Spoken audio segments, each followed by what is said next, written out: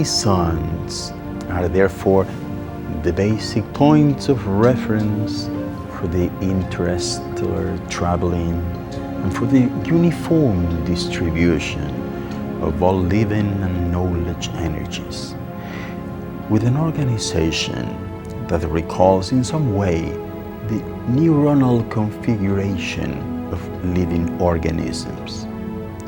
You see, every 11 years, the solar activity reaches a frenetic point that your scientists call solar maximum or maximum solar, and constitutes a great barrage of information energy breathing to you. The last one took place in the year 2000, but a future episode is projected for 2011, shortly before the entry of the system in the Alcyon's photonic belt. During the solar maximum, the solar wind launches intricate magnetic fields by the inner solar system routing. These fields provide an additional protective measure for your travel to the Moon and Mars, decreasing to more than 30% the intensity of the cosmic rays that may vary in a range of energy, biologically dangerous. In any case, those responsible for the future space mission here in New Hampshire may schedule long trips by the solar system in a way that match approximately with your solar maximum, thus building the reduction of cosmic rays.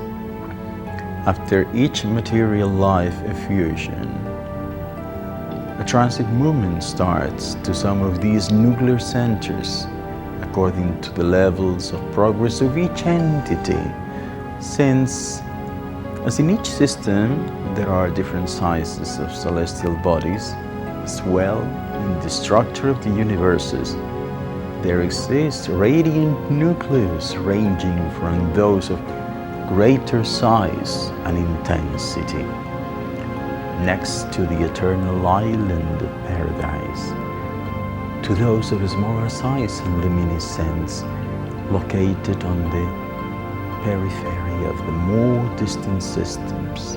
Although, as I previously told you, following a movement in a centrifugal spiral which always converges towards the Absolute Supreme, integrating them without remedy in objects of greater density, size and brightness, in a perfect tree of life, whose fruits, flowers, leaves and branches are increasingly stand more and more, without ever losing contact with the common trunk from which they grow in all directions. The universal geometric shape, for excellence, is the spherical. The rhythmical beat of the central universe involves expansion and shrinking of all celestial bodies, which may bring them to adopt other different shapes, and this is for a period of transitory cosmic time. In any case, if we could observe the set of universes from a distance, we would see a perfect area with its channels, meridians, and parallels perfectly defined and lit with an impeccable uniformity. Thus, universes are not static, but pulsars, and they self-adjust permanently, following the movements of the Supreme Absolute, the one who ultimately directs their rhythms, their expansion, and the frequency of their creational intensity, while only keeping motionless the eternal island of paradise, where the Supreme Absolute appears, and the Universal Council of the great creators, the great parents of the creation and the gods of nature abide. A place where there is no time. And you know that time is a dimension which is intimately linked to the movement of celestial bodies, and that determines all life cycles, regardless of the vibration levels of each entity, either material or immaterial. And it is precisely the energy flow connecting the suns, the one that is used for interstellar traveling, allowing in most cases, although depending on the degree of evolution and development, a movement from one point to another in space in zero time, or using inner shortcuts for crossing the various spheres. And this is done in fractions of time. So we could well consider infinitesimal, and that only require the correct anticipation of the target axis. The energy that is used for such movements could be perfectly called trinical energy. And this is because of the three polarities that shape it.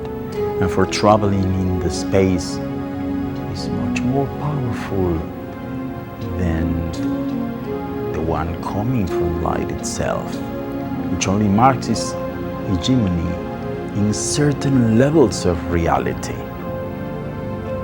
You see, in the most advanced civilizations, it is not even required the use of special vehicles, for it is the being himself wishing to travel in the capacity of turning on his or her own vehicle or Merkaba.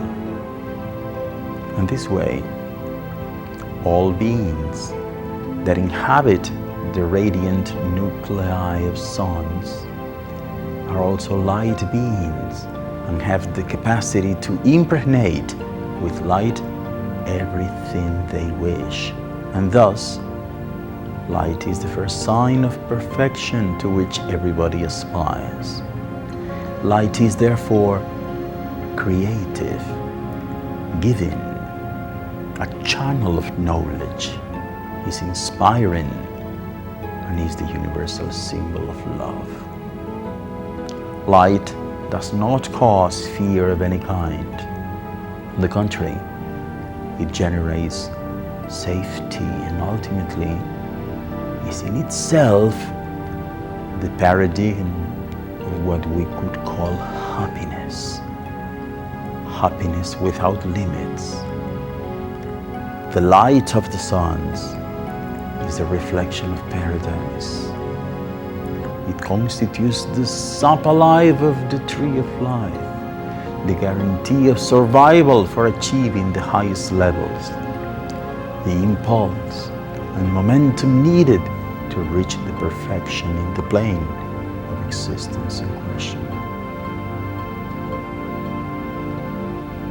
Light is therefore the only viable way to linking with the Supreme Absolute, to perceive the flows and channels that lead to eternity.